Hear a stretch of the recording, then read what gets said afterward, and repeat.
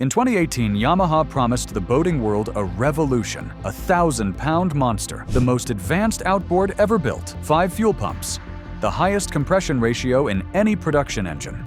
They called it extreme offshore power. But something went wrong.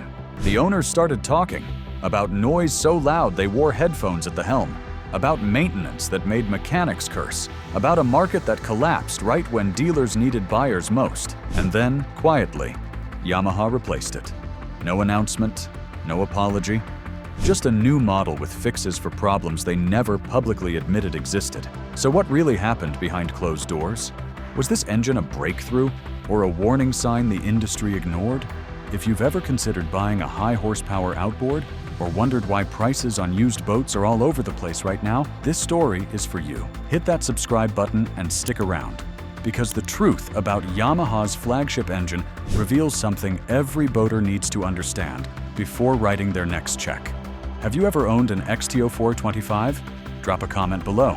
I want to hear your experience. To understand what Yamaha built, you first need to understand the problem they were trying to solve. By the mid-2010s, center console boats were getting bigger, much bigger, 50-foot fishing machines, luxury offshore cruisers designed for serious blue water, and all of them needed power. Lots of it. The existing options were limited. Yamaha's own F350C was aging. Mercury's supercharged Verados were complex and thirsty, and if you wanted real horsepower from 7 Marine, you were looking at engines that cost over $100,000 each, with mechanics who were almost impossible to find on a holiday weekend 100 miles offshore. Yamaha saw an opportunity. Build a naturally aspirated V8 that could move the heaviest boats in the market without the exotic price tag or the supercharger complexity. Build something reliable, something different. In the fall of 2018, they unveiled the XTO 425. The specifications were staggering. A 5.6-liter V8 producing 425 horsepower, the first 4-stroke outboard in history to use direct fuel injection, spraying fuel at up to 2,900 psi directly into the combustion chamber. A compression ratio of 12.2 to 1, the highest ever achieved in a production outboard. 5 fuel pumps working in a 3-stage system. And for the first time, integrated electric steering with no hydraulic lines, delivering faster response and cleaner installations. The industry took notice. The engine won the IBEX Innovation Award. Grady White, Jupiter, Sea Hunter, and other premium builders immediately began designing transoms around it. Factory tests showed a 35,000-pound Grady White Canyon 456 leaping onto a plane like a lightweight skiff with quad XTOs pushing from behind. The reverse thrust alone was 300% greater than the F350C, thanks to an exhaust system that diverted gases away from the propeller below 2,500 RPM. Yamaha had done it. They had built an engine that seemed to redefine what offshore power could be. But even in those early sea trials, a few journalists noticed something. Something small. Something most people ignored in the excitement of the launch. The engine was loud. At nearly 1,000 pounds, the XTO 425 was not just powerful, it was heavy. 200 pounds heavier than the F350C it was meant to complement. This was not a drop-in replacement for aging outboards. This was an engine that demanded boats be designed specifically around its mass. And when owners tried to fit it onto hulls that were never meant to carry that weight, problems started appearing. Trim issues, handling quirks, transoms that sat lower than they should, but the weight was manageable with proper planning. The noise was harder to ignore. At launch, journalists had noted that the XTO 425 seemed louder than expected. Above 4,000 RPM, the tone became aggressive. At 5,000 RPM, it grew distracting. Decibel readings at wide-open throttle showed levels reaching 96 decibels at the helm in multi-engine configurations. That is roughly equivalent to standing next to a running lawnmower for extended periods. Owners started posting on forums. One wrote that he had witnessed hearing loss in his own family, and brought a decibel meter on his boat to measure it himself. Another admitted he wore noise-canceling AirPods while running at speed, just to make the experience bearable. When asked about the sound level, Yamaha acknowledged that a powerful, naturally aspirated engine needed to move a lot of air, but they offered no solution for existing owners.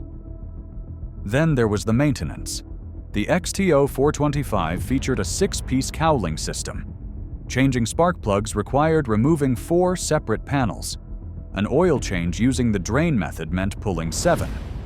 The lower unit alone weighed 125 pounds, heavy enough that mechanics needed engine hoists and a specialized Yamaha hanging tool just to remove it safely. Propeller choices were extremely limited at launch, and while the in-water gear lube change system was genuinely convenient, overall service complexity exceeded what many dealers were accustomed to handling.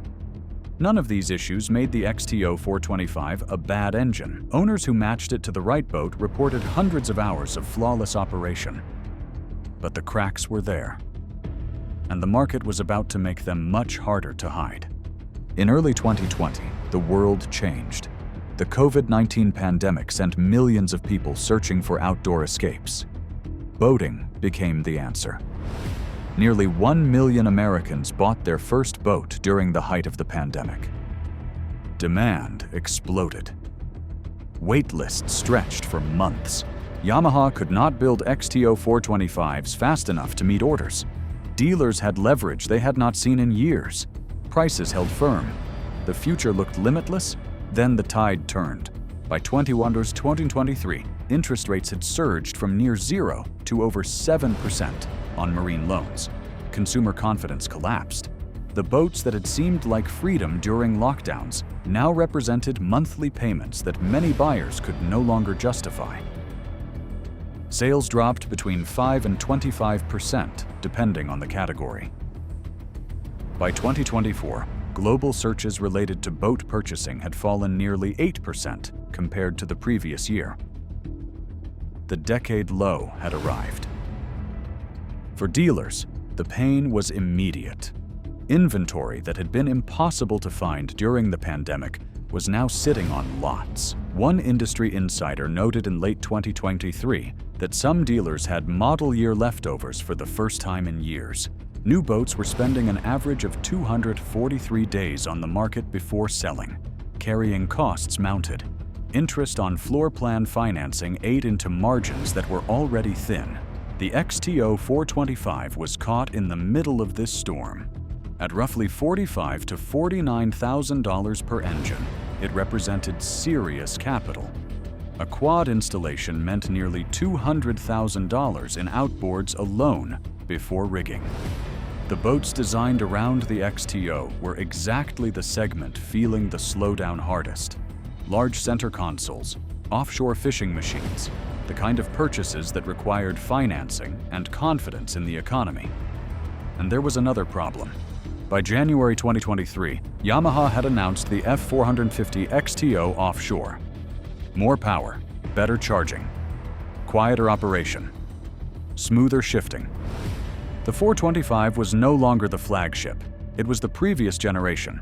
For buyers considering a used boat with 405s on the transom, the question became unavoidable.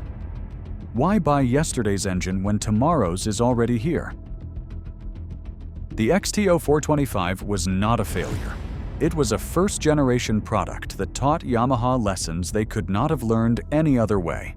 The noise complaints had been consistent and well documented from the beginning. When Yamaha introduced the F450 in early 2023, they addressed this directly. An intake silencer reduced operating noise significantly. Testing showed the 450 registering 92 decibels at wide-open throttle compared to 96 for the 425. That 4 decibel difference may sound small, but decibels are logarithmic. The perceived volume reduction was substantial. Yamaha also refined the shifting mechanism, making gear changes smoother and less intrusive. The company's product introduction manager stated publicly that this was not just a power increase. This was a comprehensive improvement. But Yamaha was also responding to competition. Mercury had changed the game with the V12 Verado 600, a 600 horsepower monster that meant fewer engines per transom for the same total power. Their V10 350 and 400 models offered lighter weight and strong mid-range torque at lower price points. Suzuki had launched lower compression alternatives that performed better in regions with inconsistent fuel quality. The high-horsepower outboard segment was no longer a two-horse race. It was a full field, and standing still meant falling behind. The deeper truth is that the XTO 425's challenges were not primarily engineering problems. They were economic ones. The engine launched into a boom, peaked during a pandemic, and aged into a market that no longer wanted what it was selling. Buyers who had stretched their budgets in 2021 were now underwater on loans for boats they could not sell. Dealers who had stockpiled inventory expecting endless demand found themselves paying interest on engines that sat unsold for months.